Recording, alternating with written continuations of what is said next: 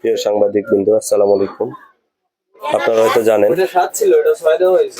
বিগত দিন দীর্ঘদিন থেকে চরাজিপুর আলিম মাদ্রাসায় আমরা চরাজিপুরবাসী, ছাত্রছাত্রী, অভিভাবক, এলাকাবাসী ওই অত্র প্রতিষ্ঠানের সুপার মাওলানা সাখাওয়াত হোসেনের বিরুদ্ধে আন্দোলন করেছি।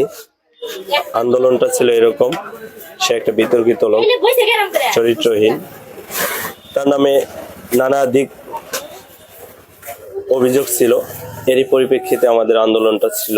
শুধু আন্দোলনটা এখন না, এটা বিগত দিন 2021 সাল থেকে আন্দোলনটা আমাদের চলমান ছিল।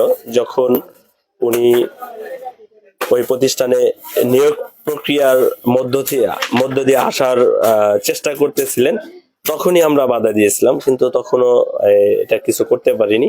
পরবর্তীতেও আন্দোলনটা আবারও পুনরায় শুরু করি, কিন্তু সেখানে আন্দোলন করতে যায় হুট করে বিষয়টা একটু আমাদের কেমন যেন হয়ে গেল, যে আন্দোলনটা এক পর্যায়ে বিশেষ করে আমি ব্যক্তিগতভাবে আর খুব একটা অগ্রসর করতে পারলাম না।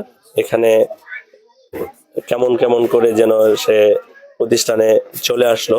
তো আমি এখানে ব্যক্তিগতভাবে তার বিরোধী ছিলাম পূর্বেও, এখনো আছি।